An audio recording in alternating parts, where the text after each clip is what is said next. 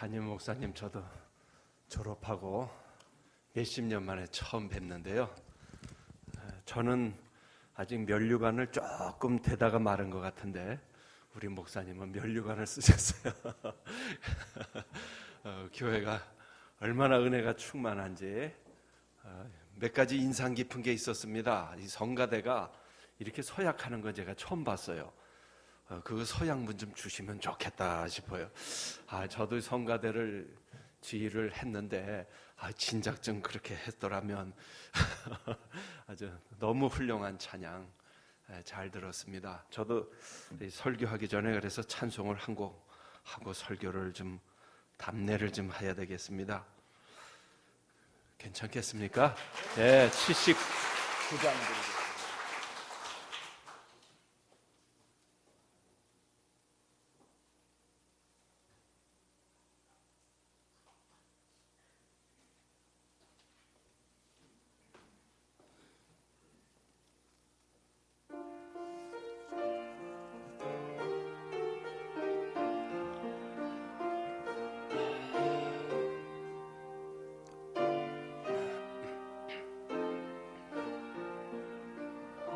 주 하나님 지으신 모든 세계 내 마음 속에 그리워볼 때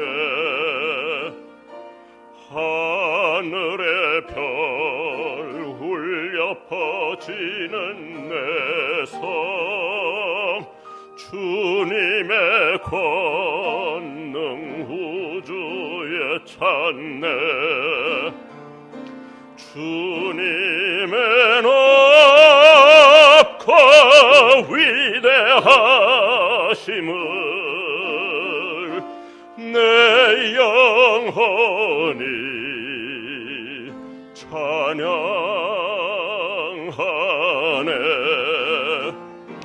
주님의 높고 위대하심을 내 영혼이 찬양하네.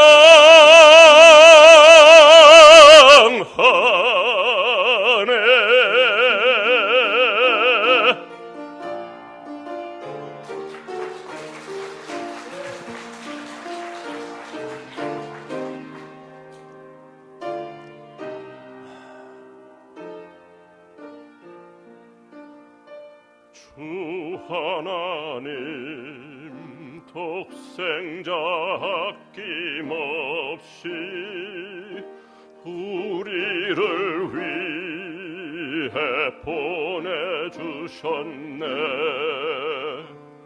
십자가에 피 흘려 죽으신 주 내 모든 죄를 구속하셨네. 주님의 높고 위대하심을 내 영혼이 찬양하네. 주님의 높고 위대하심을 내 영혼이 찬양하네.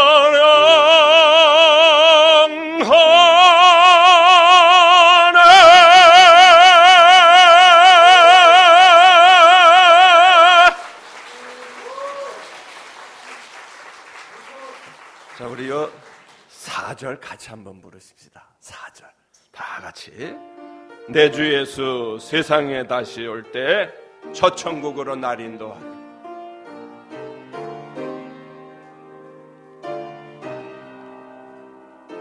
우리 다 같이 일어나서 한번 부르십시다. 내 주 예수 세상에 다시 올 때 첫 천국으로 날 인도하리. 나 겸손히 엎드려 경배하며 영원히 주를 찬양하리라. 주님의 높고 위대하심을 내 영혼이 찬양하네. 주님의 높고 위대하심을 내 영혼이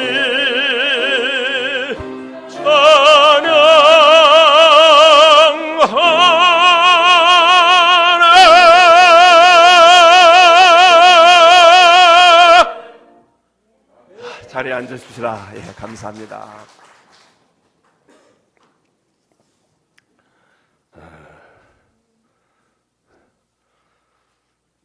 저는 어렸을 때부터 찬양을 참 좋아했어요. 일평생 찬양과 함께 살았다 생각이 됩니다. 고등학교 때부터 결혼식 축가를 부르러 다니기 시작했고요. 지휘도 고등학교 때부터 시작했고, 오랜 세월 동안 찬양과 함께 살았는데, 사실 제가 지금 정말 너무 감격스러운 거는 저는 목이 상한 적이 한 번도 없었어요. 목이 어디어간해서 안 상해서 저는 제 목은 철벽이라고 착각을 했다가 성대 관리를 잘 못했던 것 같아요. 한 5년 전에 성대를 상해갖고 몇 년 동안 노래를 못했어요. 그래서 이 성악가들이 얼마나 그 성대를 상한 분들 정말 비참한 심정이겠는가.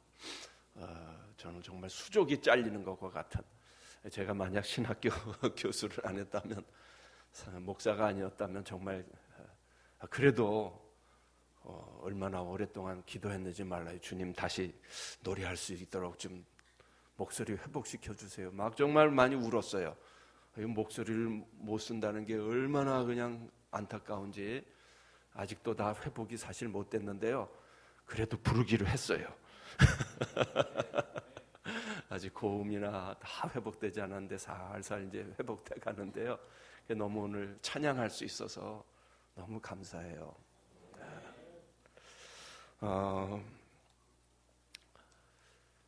여러분, 이 찬양은 기독교의 가장 핵심이라고 생각합니다. 우리 기독교를 찬양의 종교라고 그러는데요. 이 정말 찬양과 관계된 용어들만 살펴봐도 얼마나 많은지 몰라요. 우리가 잘 아는 할렐루야, 할랄, 다 이 주를 찬양합니다. 23회, 94, 99에 야다, 할랄에 이어서 많이 사용되고, 바락, 축복하다, 송축하다, 찬양하다, 70회, 자마르, 테힐라. 이 구약의 찬양과 관계된 용어만도 이렇게 많아요. 근데 신약을 찾아봤더니요, 신약도 찬양과 관계된 용어들이 얼마나 많이 나오는지 몰라요. 헬라고 다 깨졌습니다만, 아이네오, 아이노스, 찬양하다, 찬양, 이 명사형, 동사형인데요. 8회, 2회, 하나님께 영광 돌린다, 독사죠라는 말인데, 이 독사가 아니고요, 독사죠라는 말이에요. 이것만 벌써 61회, 신약에도 에파이노스라는 말, 찬양하다, 인정하다, 이게 11회, 축복하다, 율로게토스 41회, 8회, 힘내어, 찬양하다 2회, 4회. 여러분 보세요. 얼핏 봐도 성경 전체에 걸쳐서 찬양 관계된 말이 제일 많이 나와요. 자, 여러분께 묻고 싶어요. 성경에 찬양한다는 말보다 더 많이 나오는 말이 있는지 모르겠어요. 여러분, 구약에 보면 여러분 잘 아시죠? 이 다윗, 하나님의 마음에 합한 사람이라. 근데 저는 그렇게 생각해요. 이 하나님의 마음에 합한 요소가 정말 무엇인가? 이 다윗이 완벽했단 말이 아니죠, 그렇죠? 실수도 있었고요. 정말 흠이 많았죠, 다윗도. 우리가 아는 대로 정말 큰 실수도 저질렀어요. 다윗이 완벽하다는 말이 아니에요. 그렇지만 이 다윗의 일대기를 살펴보고 또 시편을 쭉 읽어보면 다윗이 얼마나 찬양을 사랑했는가를 알 수가 있어요. 저는 그래서 그렇게 표현해요. 다윗은 어떤 사람이냐? 다 같이 따라해봅시다. 찬양해. 미친 사람이다. 잠이 깨도 찬양하고 죽어도 찬양하고, 하나님 나를 구해 주시옵소서, 원수의 손에서 나를 구해 주시옵소서, 내가 여호와께 찬양 돌리리다. 아이고 세상에, 구해달라는 목적이 뭐예요? 찬양하기 위해서. 잠자도 찬양, 깨도 찬양, 살아도 찬양, 죽어도 찬양, 그거밖에 없더라고요. 여러분, 다윗 시대 때 그 30세 이상 레위인 중에서 이 38,000명 중에서 몇천 명이 찬양대로, 국립 찬양대로 선발됐는 줄 아세요? 4,000명. 38,000명 중에서 거의 10분의 1에 해당하는 4,000명이 국립 찬양대로 선발됐어요. 이 사람들은 먹고 자고 모든 일들을 찬양하는 데만 쏟은 사람들이. 그 중에서도 헤만, 아삽, 여두둔 뽑고 뽑은 사람들 288명 궁중 찬양대예요. 찬양의 모든 것을 다 걸었던 사람이에요. 구약뿐만이 아니에요. 신약에서도 이 랄프 마틴이라는 유명한 신약학자가 있었는데 그런 말을 해요. 신약교회는 찬양 가운데 태어났다. 여러분, 오늘 저는 좀 이 계시록 말씀을 여러분에게 좀 나누려고 하는데요. 계시록은 찬양과 경배의 책인 거 아세요? 신약 성경에서 찬양에 대해서 제일 많이 나오는 책이 요한계시록이에요. 무려 7차례나 하나님께 영광 돌리는 그 떡솔로지, 영광송 장면이, 오늘 특별히 4장 5장 전체가 다 하나님께 영광 돌리는 24장로의 장로, 24생물, 24장로, 수많은 천군 천사들, 셀 수 없는 피조물들, 하늘과 땅과 바다와 모든 피조물들이 영광 돌리는 장면이 오늘 나타나고 있어요. 여러분, 금생과 내생에 있어서 하나님께서 명하신 가장 위대한 명령이 찬양인 줄로 믿으시기 바랍니다. 여러분, 지금 그 일을 대표적으로 하시는 성가대원들, 이건 정말 축복 중에 축복이요, 특권 중에 특권인 줄로 믿으시죠? 예. 따라해 보십시다. 찬양은 최상의 경배이다. 하나님을 경배하는 최상의 수단이 무엇이냐? 저는 찬양이라고 믿어요. 우리 장로교회 또 종교개혁가들의 가장 위대한 모토가 뭔지 아시죠? 뭐죠? 따라해 보십시다. 솔리 데오 글로리아. 무슨 뜻이에요? 오직 하나님께만 영광 돌린다. 솔리 데오 글로리. 성경의 모든 목표, 우리를 구속하신 목적, 예정하신 목적, 창조하신 목적, 모든 목적이 다 무엇을 위해서요? 하나님께 영광 돌리기 위해서. 그런데 그 영광 돌리는 가장 중요한 수단이 뭐예요? 찬양입니다. 그래서 저는 찬양은 최상의 경배이다. 오늘날 위기라면 무엇이 위기인가? 예배의 위기이다. 사탄이 노리고 있는 것이 무엇인가? 예배를 뺏어가는 거예요. 저 에덴 동산에서부터 사탄은 무엇을 뺏어가라고 그랬냐면 하나님 경배, 삼위일체 하나님 경배하는 것을 뺏어가요. 오늘날 저는 경배가 엔터테인먼트화돼가는 시대가 되었다, 그런 생각이 들어요. 이 열린 예배가 유행하면서 마치 제 아들이, 제 그 동생이 그런 말을 해요. 저 신촌에 있는 장로교회 장로인데, 형 큰일 났어요. 막 예배, 열린 예배 한답시고 기타 치면서 부르는 건 좋은데 커피 마시면서, 그죠? 잡담하면서, 일저일 다 하면서, 이거 엔터테인먼트화 되고 있다. 사랑하는 여러분들, 오늘 제가 좀 여러분에게 좀 보여드릴 사진들이 좀 있어요. 왜냐하면 이 요한계시록이 어떻게 쓰여졌는가, 요한계시록이 쓰여질 때 상황이 어땠는가. 제가 사실 반모섬에 다녀온 지 지금 몇 주가 안 됐어요. 한 반모섬에서 2주가량 제가 다녀왔는데, 제가 이것을 이제 보여드리는 목적이 있습니다. 여러분, 딱 한 가지예요. 왜 사도 요한이 유배를 당했는가? 7교회가 왜 핍박을 받고 고난을 당하는가? 원인은 딱 한 가지밖에 없어요. 하나님 경배를 지키기 위해서예요. 자, 여러분, 이 지도가 무슨 지도죠? 7교회가 있는 지도고요. 여러분, 반모섬이 보이시나요? 예, 조그만 섬이에요. 자, 이거 다 보이려면 시간이 너무 많이 가기 때문에 빨리빨리 넘기겠어요. 자, 반모섬에 여러분 가시려면은 아테네까지 한 15시간 비행기를 타고, 그리고 배로 한 8시간 들어가야 돼요. 이 그리스의 겨울바다는 파도가 너무 심해요. 제가 해군 출신입니다. 이 파도가 그 정도 치면 배가 해군대도 못 뜨는데, 오다가 유라굴로 광풍을 만났어요. 밤새 얼마나 파도에 시달렸는지 몰라요. 그런데 역시 그리스 사람들이 세더라고요. 이 배를, 파도를 헤치고 가더라고요. 자, 반모섬이 이렇게 생겼어요. 요한계시록 1장 9절에 보면 내가 반모라 하는 섬에 있었더니 그랬는데, 반모섬이 이렇게 생겼어요. 자, 여기가 스칼라 항구 배가 들어가는 입구입니다. 반모섬은 다른 그리스 섬보다 척박합니다. 이 화산으로 구성된 섬이라 여기서 농사를 지을 수가 없어요. 비가 물이 귀해 갖고, 여러분 보세요. 대개 이런 돌산들로 둘러싸여 있고, 그래서 화산으로 둘러싸여 있는데, 제가 간 게 지금 2월 달인데 우기, 그리스는 이때가 우기인데 비가 제일 많이 오는 때도 지금 이렇게 황량해요. 여름에는 건기, 더 황량한 때예요. 지금도 빗물을 받아서 먹고 살아야 하는 이런 아주 어려운 사실 섬이죠. 돌이 많아요.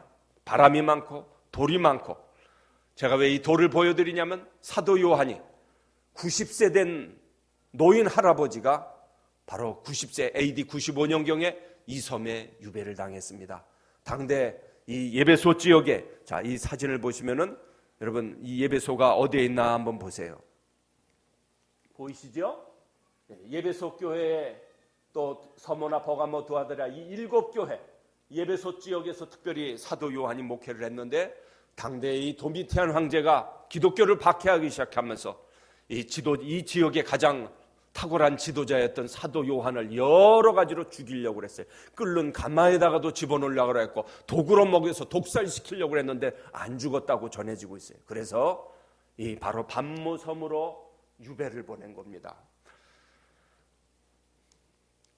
이 할아버지가 반모섬으로 유배를 보내면서 이 도미티안 황제가 특별 지령을 내렸다고 합니다. 이 할아버지 여기서 죽도록 일하다가 여기서 죽게 만들어라. 무슨 일을 했는가 하면, 제 숙소 앞에 보니까 산이 있는데, 이 성에 사실 산에 이 로마 요새지가 있었다고 합니다. 그 근처 지나다니는 모든 배들을 다 감시하기 위해서 이 성체가 있었는데, 이 성체에 돌을 쌓는 채석장 일을 했다고 합니다. 자, 여러분 보시면 바로 이렇게 정교한 돌이 보이죠? 이 자연석 같지 않은 돌인데, 이거 바로 성체가 남은 유적입니다.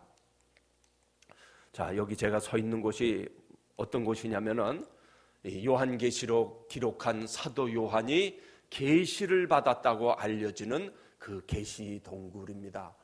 참 저는 이곳에 머물면서 이곳에서 참 얼마나 귀한 은혜를 많이 체험했는지 몰라요.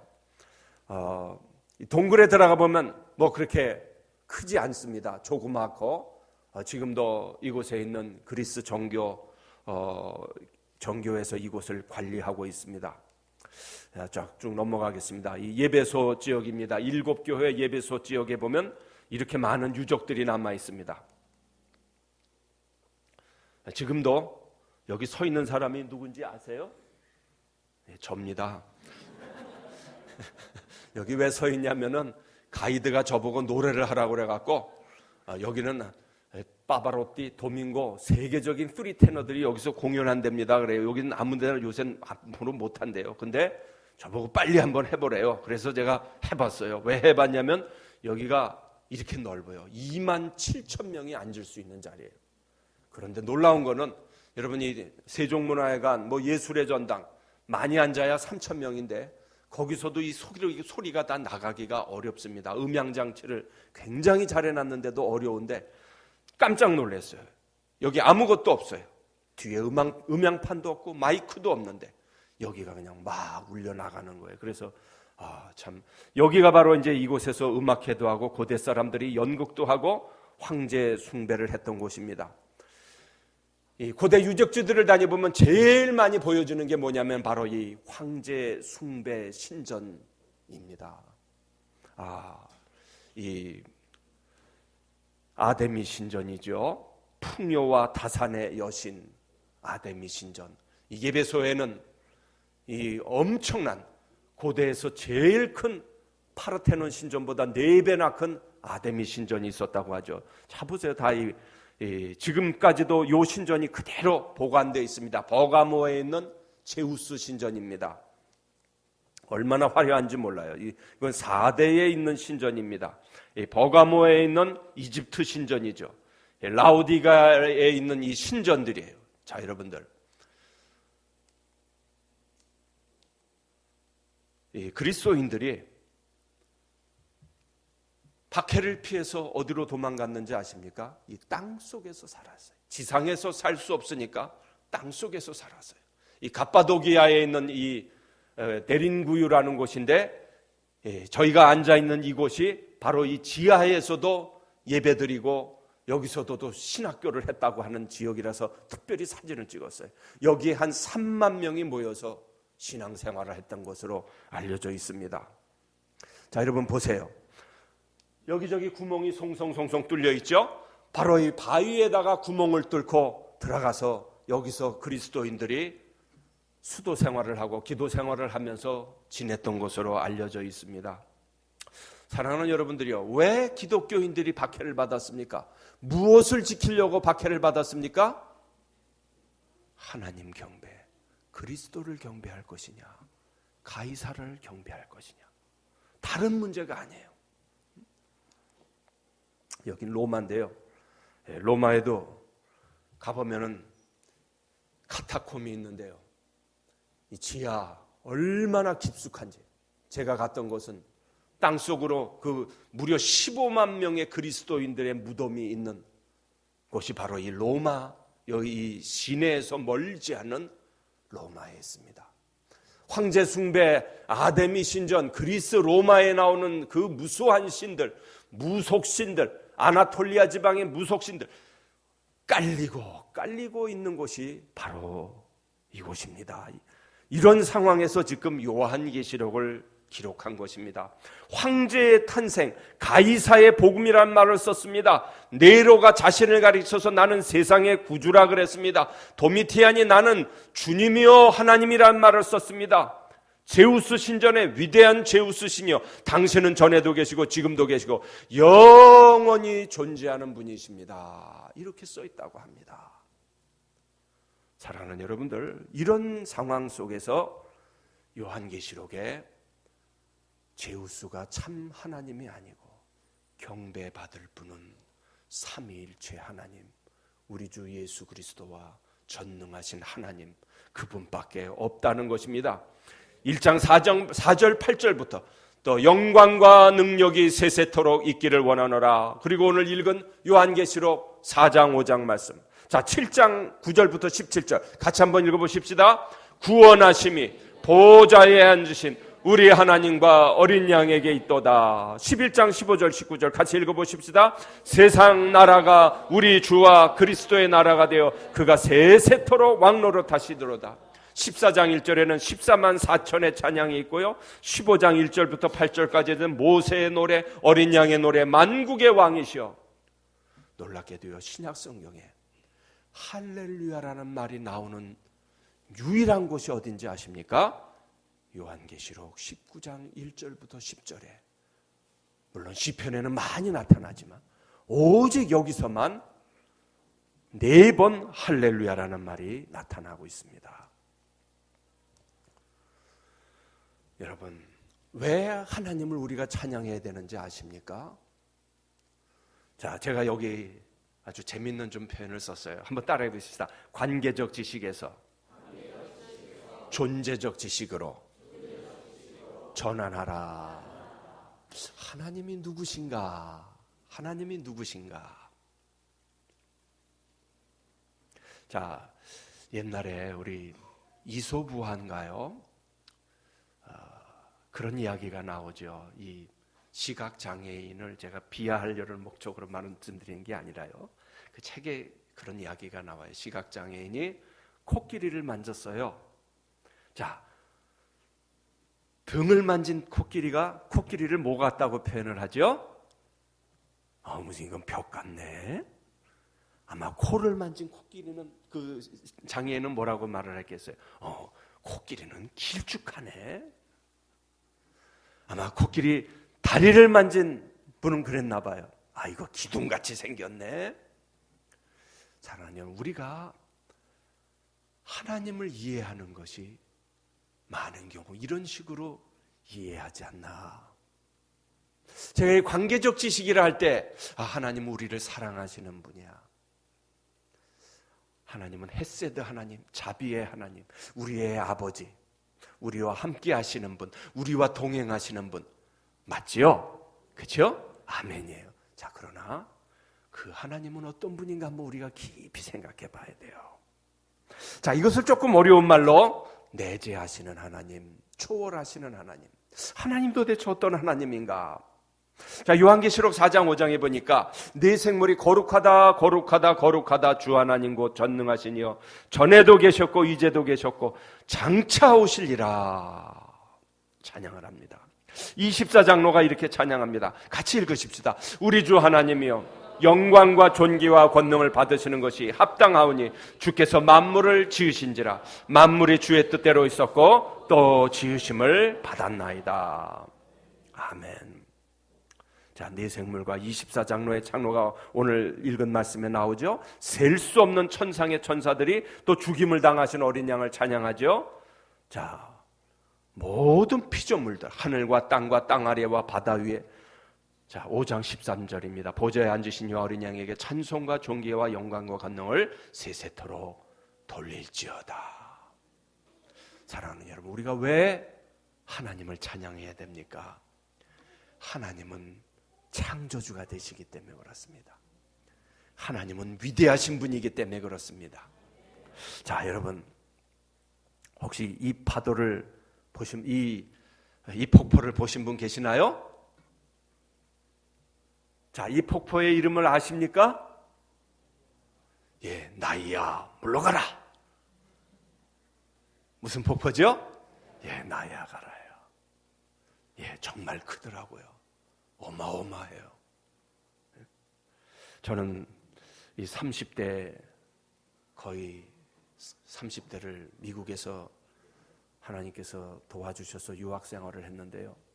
참 정말 큰 나라더라고요.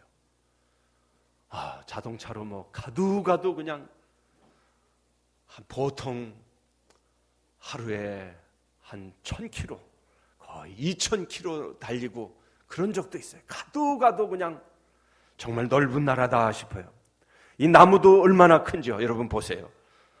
자, 여기 사이로 자동차가 지나갈 수 있는 나무예요. 근데 이런 나무가 한 그루만 있어도 우리 이제 관광객들이 많이 모일 텐데 공원 전체가 국립공원으로 이것을 지정할 정도로 이런 나무가 수백 그루, 아마 모르겠어요. 세보지 않아서 모르겠습니다만 얼마나 큰지. 무려 3000년이 더 된, 예수님 이 땅 위에 오시기 전부터 있었던 나무들이 가득 찬, 야, 정말 크다.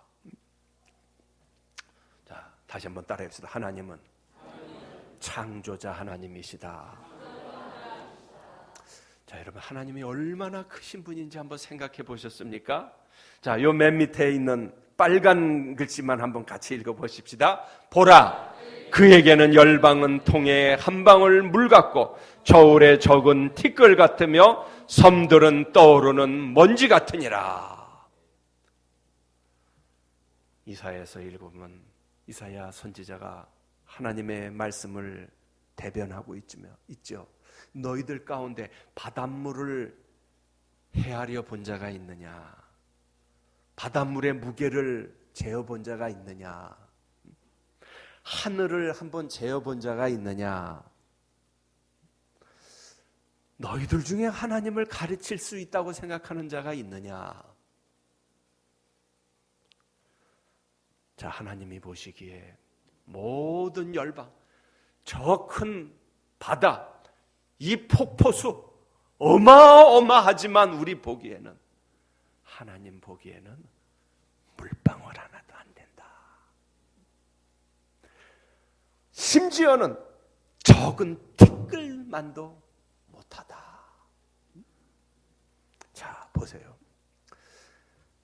이사야 40장 17절에 이렇게 기록되어 있어요. 같이 읽어보십시다. 그 앞에는 모든 열방이 아무것도 아니라 그는 그들을 없는 것 같이 빈 것 같이 여기시느니라. 여러분, 하나님은 위대하십니다. 왜 우리가 하나님을 찬양해야 됩니까? 예배의 바른 정신이 왜 실종됐습니까? 하나님이 누군지 몰라서 그래요. 하나님이 얼마나 크신 하나님인지 몰라서 그래요. 우리가 범하는 가장 큰 실수가 뭔지 아십니까? 내가 하나님이라면 이렇게 안 할 텐데. 흔히 우리도 그런 기도를 하기 쉬워요. 하나님, 이러시면 안 되죠. 하나님이면 이러시면 안 되죠. 하나님을 막 가르쳐요, 우리는. 그렇죠. 하나님 이러시면 안 됩니다. 우리 하나님은 가르치려고 그래요. 오늘 이 말씀을 하고 있는 거예요. 이사야 55장 8절 9절 같이 읽어봅시다. 여호와의 말씀에 내 생각은 너희 생각과 다르며 내 길은 너희 길과 달라서 하늘이 땅보다 높은 같이 내 길은 너희 길보다 높으며 내 생각은 너희 생각보다 높으니라. 할렐루야. 측량할 수 없는 하나님. 하나님은 너무나 크신 분이라서 우리의 머리로 다 이해할 수 없는 분이라는 거예요. 자, 여러분, 하나님은 우리가 다 이해할 수 있는 분이 아니다. 전능자이시다. 그래서 사도 바울은 그랬습니다. 깊도다 하나님의 지혜와 지식에 부여하며 그의 판단은 측량치 못할 것이며 그의 길은 찾지 못할 것이로다. 누가 주의 마음을 알았느냐? 누가 그의 모사가 되었느냐? 누가 하나님을 가르치려고 하느냐? 아무도 하나님을 가르칠 수 없다는 거예요. 하나님은 영원하신 분이에요. 하나님은 온 우주 만물을 창조하신 분인데 감히 피조물된 인간이 어떻게 하나님을 가르치려고 하겠습니까? 자, 여러분, 우리 중고등학교 때, 아니 초등학교 때 많이 봤던 은하계 사진이죠. 자, 여러분에게 한번 질문 좀 제가 하나 드리고 싶어요. 자, 여러분 가운데 지구 말고 다른 별에 혹시 갔다 오신 분이 있으면 손 좀 한번 좀 들어봐 주세요. 자, 여기 화성에는 좀 다 갔다 오셨죠? 경기도 화성. 자, 이 달에는 다 갔다 오셨죠? 아닙니까? 달에 아직 못 갔어요? 예. 자, 지금 화성 이주객을 우주 여행하실 분들 모집하고 있는 거 아시죠? 이제 마감됐을 거예요. 돈이 만만치 않아요. 몇 억 들어요. 좀 작년에 광고 난 거 보니까 많이 좀 떨어졌더라고요. 처음보다는. 자, 근데 조건이 있대요. 가는 건 보장하지만 오는 건 보장 못한다. 근데도 그 지원하신 분들이 있어요. 자, 여러분, 이 우주 참 저는 생각하면 생각할수록 신비하고요. 정말 놀라워요. 이 우주, 은하에 가려면은 이 가까운 화성만 해도 6개월을 가야 된다고 그러잖아요. 우주선으로. 그런데 여기는 그거보다 아마 몇백 배, 몇천 배 빠른 빛의 속도로 1초에 30만 킬로로 가는 그 빛의 속도로 지구를 7바퀴 반 도는 빛의 속도 1초. 그 속도로 1년을 가면 뭐라고 그래요? 1광년이라고 그러죠. 근데 여기는 1년 1광년이 아니고 100광년이 아니라 10억 광년, 20억 광년이 걸리는 거리예요. 상상이 안 되죠. 그런데 이런 은하계가 하나 형성되려면 별이 몇 개 있어야 돼요? 이 지구 같은 별이 1000억 개가 있어야 된대요. 1000억 개. 1000억 개가 있어야 이 은하계가 하나 형성되는데 1000억 개 모인 은하계가 이 우주에는 또 1000억 개가 넘는데요. 우리 머리로는 상상할 수가 없는 거예요. 여러분, 창조자가 무엇을 뜻하는가? 창조자. 그래서 시편 기자는 그랬어요. 어리석은 자는 그 마음에 이르기를 하나님이 없다 하도다. 하나님을 없다고 하는 것을 어떻게 증명할 수 있겠어요? 이 우주가 이렇게 넓은데. 사랑하는 여러분들, 깊도다 하나님의 지혜와 지식에 부여하며 하나님께서 모든 열방, 이 지구에 있는 모든 만백성 다 합쳐야 통에 한 방울 물밖에 안 된다. 저울에 적은 티끌보다도 하나님 보시기에는 안 된다. 여러분, 하나님이 왜 그 말씀을 하셨는 줄 알아요? 너희가 왜 나를 나로 알지 못하느냐? 왜 이 위대한 하나님, 어마어마한 하나님을 놔두고 왜 근심 걱정하느냐? 나에게 나오라는 거예요. 하나님께서 답답해서 지금 이 말씀을 하신 거예요.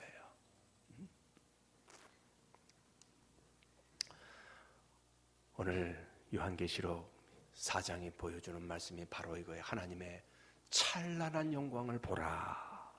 내가 성령에 감동하였더니 보라, 하늘에 보좌를 베풀었고 그 보좌에 앉으신 이가 있는데 앉으신 모양이 벽옥, 벽옥과 홍보석 같고 또 무지개가 있어 보좌에 들렸는데 그 모양이 녹보석 같더라.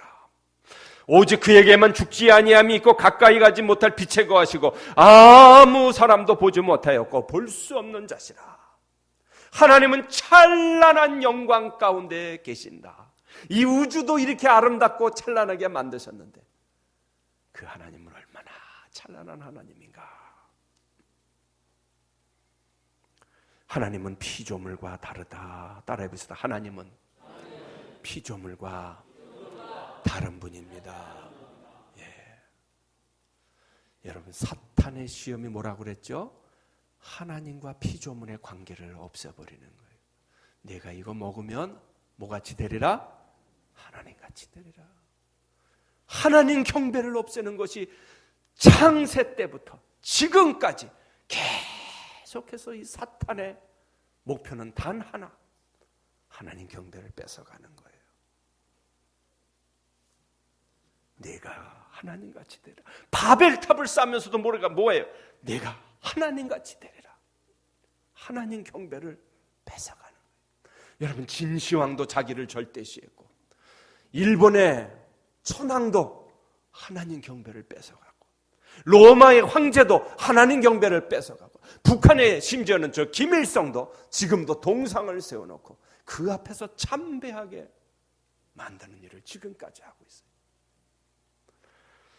하나님의 백성들이 요한계시록 처음부터 끝까지 박해받은 목적도 하나님 경배를 사수하기 위해서요.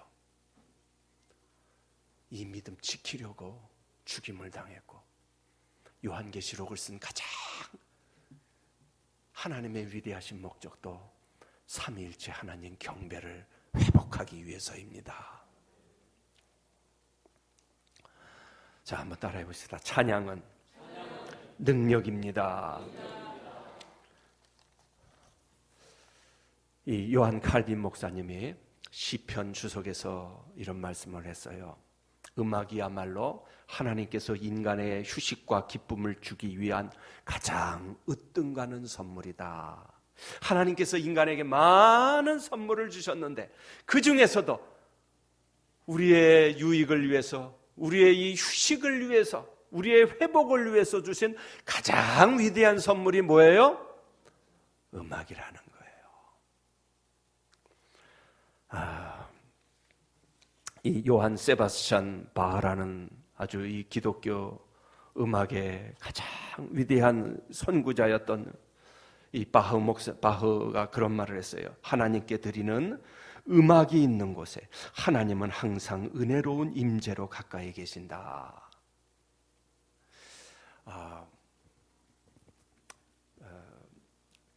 에드가라는 그 변증학자라는 분이 있는데 원래 지금은 웨스트민스터 교수님이셨는데 또 재즈 피아니스트였어요. 이분이 쓴 책 중에 이 사람에게 팍 들어가는 가장 강력한 호소력이 있는 것들을 이렇게 여러 가지로 뽑았어요. 뭐 책이든지 또 뭐 영화 또 뭐 심지어는 설교까지도 포함돼 갖고 여러 가지 뽑아 갖고 그 중에서 가장 강력한 호소력이 있는 게 뭐냐?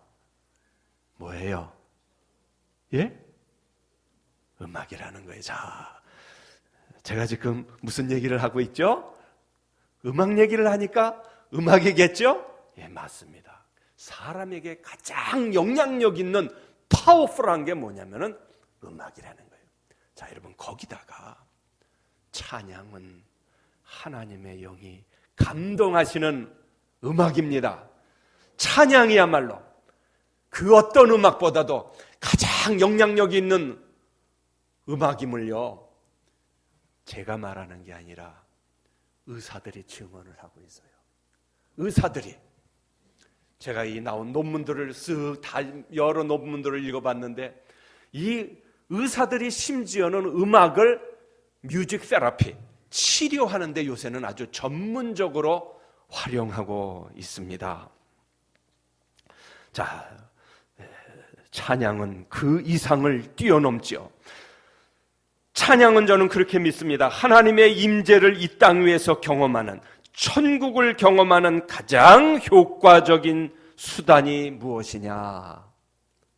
저는 찬양이라고 생각합니다. 이 땅에서 하나님의 임재를 경험하는 가장 강력한 무기가 무엇이냐? 하나님께서 주신 도구가 무엇이냐? 민스, 은혜의 수단이 찬양이라는 것입니다. 제가 이 대학 시절에 그 필그림 전도회라고 전도팀이 있었는데요. 한 번은 이 전도팀들과 함께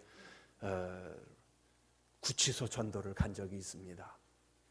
그 구치소 전도를 하는 선교팀에서 그런 호소를 했어요.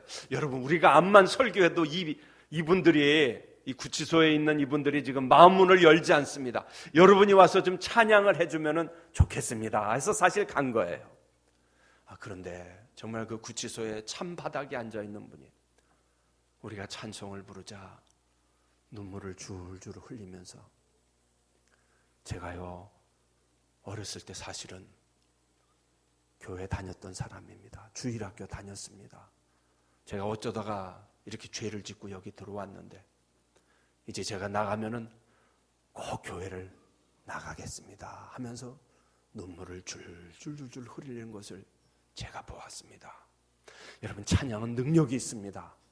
제가 아까 말씀드렸죠. 저는 고등학교 때부터 찬양을, 어떻게 보면 뭐 사역보다도 찬양을 했습니다. 실제로. 근데 따르는 역사들이 많이 있었어요. 제가 그 중에서도 잊혀지지 않는 정말 그런 간증이 있어요. 제가 아마 고등학교 3학년이었던 것 같아요. 제가 신촌 장로교회를 다녔는데 그때 이 중고등부 전체 여름 수련회를 떠났어요. 저 의정부에 있는 아마 학교를 빌려갖고 이제 수련회를 했는데 마지막 날이었어요. 저보고 나 같은 죄인 이 마지막 날 찬양을 특송을 하라고 그래서 특송을 불렀습니다. 그때 불렀던 찬양이 뭐냐면 너무너무 많이 알려진 나 같은 죄인 살리신 주은혜 놀라와, 그 찬송이었어요. 제 일생에 아직까지도 정말 전무후무한 그러한 일이 일어났어요. 제가 한 1절을 부르는데 정말 하나님의 영이 얼마나 강하게 바람같이 그냥 역사하시든지, 그때 이 집회를 참석하기 위해서 쭉 둘러서 의자에 앉아있던 학생들이 그냥 다 눈물바다가 됐어요. 찬송을 부르면서 이건 내가 찬송을 해야 되나 말아야 되나, 의자에 내려 앉아갖고는 다 무릎을 꿇고 그냥 회개의 역사가 그 자리에서 일어났어요. 참 놀라워요. 얼마나 당황했는지 몰라요. 찬양을 내가 계속 불러야 될 것인가 말 것인가. 근데 그날 밤에 정말 얼마나 큰 역사가 일어났는지, 많은 학생들이 예수 그리스도를 구주로 영접하고 거듭나는 역사를 체험하고, 그 중에서 진짜 목회자들도 많이 나오고, 지금도 얼마나 이 신앙생활을 잘 하는지 모르겠습니다. 사랑하는 여러분들, 찬양은 능력이 있습니다. 하나님의 임재를 이 땅에서 경험하는 가장 효과적인 수단입니다. 찬양할 때 어두운 생각이 물러갑니다. 찬양할 때 악령이 떠나갑니다. 실제로 다윗이 찬양할 때 악신이 물러가는 역사가 일어나지 않았습니까? 지금도 잊혀지지 않는 참 기억이 있습니다. 제가 아까 유학 시절을 한 10여 년 했다고 그랬는데요. 참 많은 이 굴곡들이 있었습니다. 어려움도 있었고 산도 있었는데, 그 중에 제일 이제 마지막으로 어려웠던 것 중에 하나가, 아내가 이제 수술을 몇 번 하고 제가 아이들을 돌보면서 마지막 공부를 마쳐가던 그 아주 힘든 시기가 있었어요. 근데 우리 찬양 중에 그런 찬양이 있죠. 마음이 지쳐서 기도할 수 없고, 그런 때가 진짜 있더라고요. 이 공부가 한 10여 년 지속되니까 이제 지칠 대로 지치고, 몸도 마음도 지치고, 아이들 모든 뒤치다거리를 내가 하고, 정말 아침에 일어나서 기도하기도 힘든, 기도하다가 그냥 픽픽 쓰러지는, 정말 기도할 힘도 없었던 그런 때가 있었어요. 그래 어떡할까, 너무 힘들어갖고 찬송을 부르자. 내가 그래도 지휘를 오랫동안 하고 찬양 생활을 했으니까 찬송을 부르자 하고는 아침마다 일어나서 찬송을 부르기 시작했습니다. 몇 장부터 부르기 시작했냐면 1장부터 부르기 시작했어요. 내가 한번 이 찬송을 한번 다 불러보자.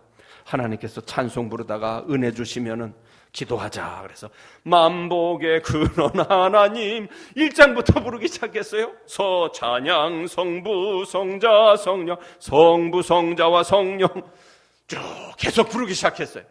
그런데요, 한참 부르다 보면 그 뭐라 그래요? 필이 딱 꽂혀요. 그거 신기해요. 한참 몇 장 부르다 보면은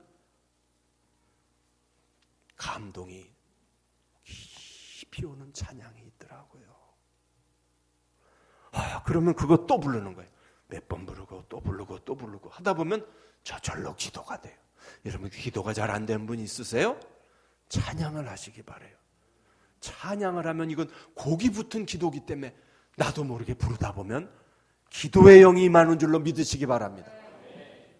그런데요, 그게 한 몇 달을 계속했는데 참 놀라운 체험을 했어요. 매일마다 일어나서 부흥회를 하는 거예요.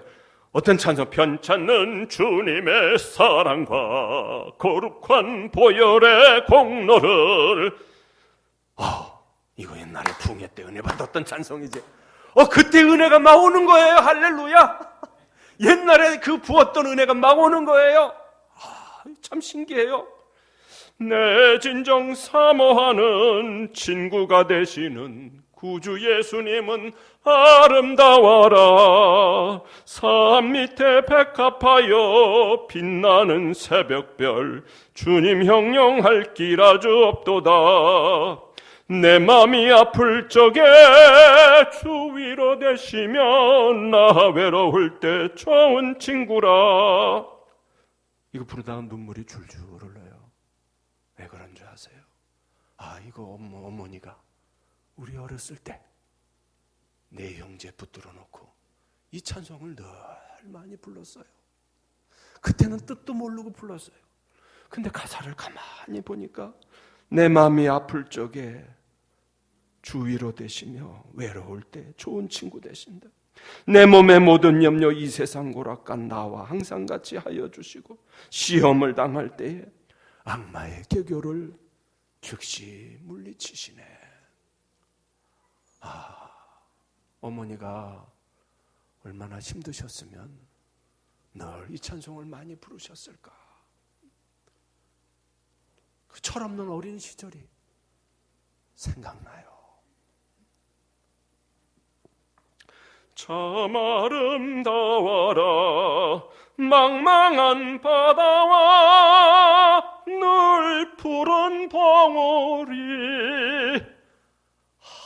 이 찬송을 부르는데 그렇지. 그거 산에서 10번이고 20번이고 내가 이 노래 불렀지. 바다를 먹물로 삼고 하늘을 두루마리 삼고 그 옛날에 받았던 은혜들, 이 찬송가 가사에 어울렸던 모든 어렸을 때부터 지금까지 이 찬송가를 통해서 은혜 주셨던 그 기억들이 다 살아나는 체험을 했어요. 제 인생에 어쩌면 제일 힘들었던 그 시간들, 사람마다 어둠의 터널을 지나가야 될 때가 있습니다. 여러분 찬송하면서 지나가세요. 찬송은 하늘의 능력을 체험하는, 찬송할 때 하늘문이 열려지더라고요. 찬송은 능력입니다. 따라해 보십시다. 찬양은 최대의 감사입니다. 감사입니다. 자, 여러분, 저는 참 가슴 아픈 마음으로 이 말씀을 전해요. 우리 대한민국, 한국교회가 회개해야 될 가장 큰 것 중에 하나가 있다면 저는 이 문제라고 생각해요. 우리 한국교회가 감사할 수만 있다면, 이 감사를 회개하고 감사 안 한 거를 회개하고 감사만 한다면 하나님께서 우리 한국을 얼마나 더 축복하실까. 여러분, 감사할 줄 아는 국민이 1등 국민입니다. 네? 자, 여러분 보세요. 우리나라 이 GDP가 전 세계 15위 수준이라죠? 모르시죠? 경제 상위권이에요. 우리 한국이. 잘 안 믿어지시죠? 어마어마한 거예요. 이번에도 저는 뭐 그렇게 많이 다녀보지는 않지만요, 해외를 다니다 보면요, 그 반모섬에도, 그리스 반모섬에도 삼성 텔레비전 있는 거 아세요? 유럽 여행 해보셨어요? 여기저기 LG 아니면 삼성이에요. 저 카나다 깊은 산중에 가도 숙소에 들어가서 딱 보면 삼성이네? LG네? 이야, 제가 유학 초기만 해도요, 1990년대만 해도 소니가 다 지배했어요. 근데 지금은 어디 가도 LG 아니면 삼성이에요. 우리나라가 이렇게 잘 사는데 자살률 1위, 이혼율 1위, 알코올 소비량 상위권, 전 세계 110개 국가 중 국가 만족도 104등. 110개 국가 중. 그래도 한 50등 안에 들어야 되잖아요. 좀 불공평하지 않아요? 자, 그러면 몇 등을 해야 만족도가 올라갈까요? 저는 이 헬조선이라는 말을 들 때마다요, 소름이 돋아요. 큰일 났다. 하나님께서 이렇게 축복해 주셨는데도 헬조선 그러니, 여기가 지옥 같다고 그러니, 정말 지옥 같은데 갔다 와 보셨는지 모르겠어요. 물론 경쟁이 심하고 사람들마다 느끼는 그 감이 다 다를 거예요. 제가 말하는 건 저는 일반적인 의미로 말하는 겁니다. 여러분, 물 한 잔 마시면서 감사해 보신 적 있으세요? 제가 2, 3년 전에 독일에서 안식년을 한 반년가량 보냈는데요, 제가 매일 한 일이 뭔지 아세요? 짐꾼이에요, 짐꾼. 니꾸사꾸. 이 백에다가 매일마다 제가 한 일이 뭔지 아세요? 물 사갖고 온 일이에요. 식구들을 위해서, 아내를 위해서 매일마다 물을 사왔어요. 왜? 거기는 물을 마시질 못해요. 여러분, 물 한 컵이 얼마인 줄 아세요? 4,000원이에요. 음식점에서 밥 먹으려면 물 한 잔에 4,000원이에요. 여러분, 저 아프리카에서 원주민들이 어떻게 물기로다 먹는지 보셨습니까? 그 여인들이 1시간을 걸어가서 물동이를 이고, 그 물이 뭐 깨끗한 물이에요? 흙탕물, 구정물이에요. 우리 한국 사람들, 우리가 좀 얼마나 지금 잘 사나. 여러 해 전에 저희 학교 총장님을 모시고 제가 싱가포르에 다녀온 적이 있어요. 싱가포르에서 동아시아 전체 이 신학자들이 모여서, 지도자들이 모여서 함께 기도하고 토론한 그런 학회가 있었는데요. 공항에서 이제 내려서 가는데요. 거기 싱가포르 아가씨들이 갑자기 쪼르르 달려와요. 그래서 이게 웬일인가 갑자기 오더니 한국말로 동방신기 알아 그러더라고요. 동방신기 알아 그래요. 아니, 반말을 쉬어 왜? 그래서 제가 그랬어요. 알지 그랬어요. 여러분, 한류 열풍을 실감했어요. 전 세계의 선교사님들이 지금 그런데 대한민국 건국 이래 하나님께서 이 나라를 이렇게 위상을 높여주신 적이 없다. 5,000년, 반만년 역사 이래 대한민국을 전 세계에서 지금 이렇게 높여주셨는데 여전히 우리는 감사할 줄 모르고 가슴이 아파요. 여러 가지 물론 원인이 있겠습니다. 사랑하는 여러분들, 물 한 잔도 감사하실 수 있기를 바라요. 내가 거할 곳이 있으면 감사할 수 있기를 바랍니다. 지난 여름에 제 아내가 방글라데시를 선교지를 갔다 왔는데 갔다 와서는 혀를 내둘러요. 밥 먹기 전에 거기는 손으로 카레하고 이렇게 버무려서 먹는데요. 근데 밥 먹기 전에 물을 주는데요. 더러운 흙탕물을 주더래요. 그냥 손으로 먹는 게 낫지. 닦으면 더 더럽대요. 근데 거기는 그렇게 해야 되기 때문에 주민들이 지금 보고 있대요. 그래서 신용이라도 해야 된대요. 샤워 그런 게 어디 있어요? 더러운 흙탕물에 가서 몸 닦아야 돼요. 교통 질서 그런 게 어디 있어요? 사랑하는 여러분들, 찬양은 하나님께 대한 최대의 감사입니다. 말씀을 마치고자 합니다. 오늘 우리 성가대원들뿐만 아니라 온 우리 하나님의 백성들, 성도님들, 찬양하는 성도님들 되기를 간절히 바랍니다. 하늘의 능력과 위로를 체험하실 줄로 믿습니다. 네, 감사할 줄 아는 1등 국민 되시기를 축원합니다. 기도하겠습니다.